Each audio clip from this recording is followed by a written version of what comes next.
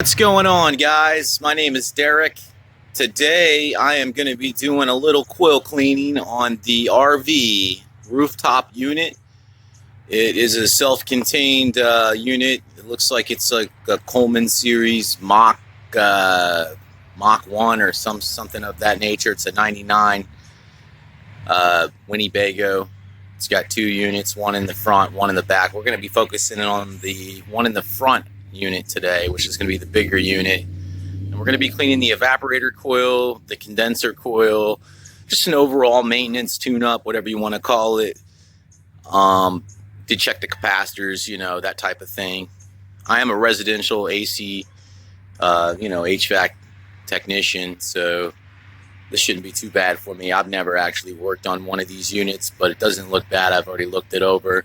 I've already replaced the foam it's like a foam air filter that's in there. That should probably be cleaned out ever so often, but it's starting to get warm out, and it's supposed to heat up next week, so I kind of want to do a look over for my father that owns this RV. And let's go ahead and get started without further ado.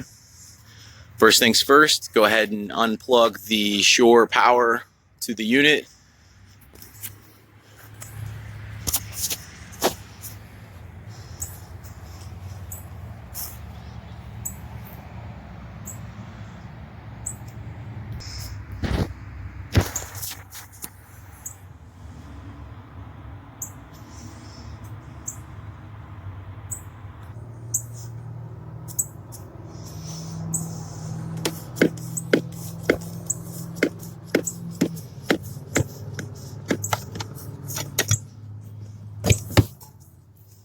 That's off. Good. Now I'm going to go ahead and climb up. So right here is the unit we're going to be focusing on. It's the front unit, it's the main unit, it's the bigger BTU unit, as opposed to the back one in the rear there is a little bit smaller. That's may save that for another day. But it looks like we got some bolts right here. I'm going to go ahead and get those loose, and when I got it off, I'll come back to you. So we got our shroud cover off here. Next, what I'm going to end up doing is this cover here.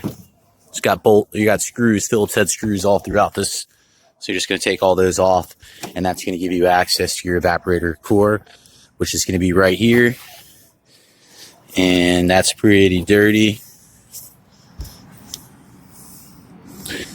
See, I don't think it's ever been cleaned, or if it has, it's been a long time. So I've got all that broken down. There's my electrical compartment down here. Looks like I got a little start cap in here, run capacitor, and a dual run capacitor as well. So I'm going to be checking the capacitance of all those items, and I will come back and move on when I've got that done. Condenser fan motor there, that's looking pretty rough. You might as well check this too. This is not good. You don't want to see this. You got some play here on your shaft, which tells me that this is probably the original motor, and it may be on its way out. And we'll be checking to see. There might be an oil zert on there too. You might be able to oil that up a little bit and get a little bit more life out of that. But the first things I'm going to be checking is the capacitor for that condenser fan motor, the blower motor capacitor, as well as the compressor capacitor, because I want to make sure all those are within range, and that's going to give them the most life out of this unit until we have to replace a major component like a motor or something along those lines. But this is definitely an original unit to the RV, 1999, so it's about 21 years old. And I'm not surprised about this condition. It came from up north, up in Illinois. I'm in Florida, so we don't see, as much rust in Central Florida as we would, obviously, on a salt road or near the ocean side. But I will come back to you when I get going here. All right, so I've tested out all three of these electrical components, and they all check out okay. They're all within range. I'm not going to get into details about how to test the capacitance of a capacitor. There's plenty of YouTube videos online that can show you that. What I'm going to be focusing in on is the cleaning portion of this video. Let me put the stuff back, and I will get back to this. What I like to do is I like to spray the coils in a vertical motion. So basically, you're just going to take your coil cleaner, And you're going to come on here and you're going to spray it up and down in a vertical motion. Get in there, get the other side of it, let it sit.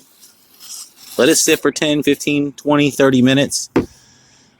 While it's drying and getting in there and penetrating all that dirt, go over to your evaporator coil. Hit the evaporator coil. Now you may want to grab a bag or something and put it in that hole so nothing gets on the ground and whatnot. But if you're real careful, you just spray it and it'll be fine. It ain't gonna get into anything. And once that's done, you just get your water hose out and you rinse everything off. Be careful where you're rinsing because you can obviously have to climb back off the roof. And you don't want to make it real slippery and a dangerous, hazardous condition for you. So once you do all that, you should be good. And that's how you clean the coil.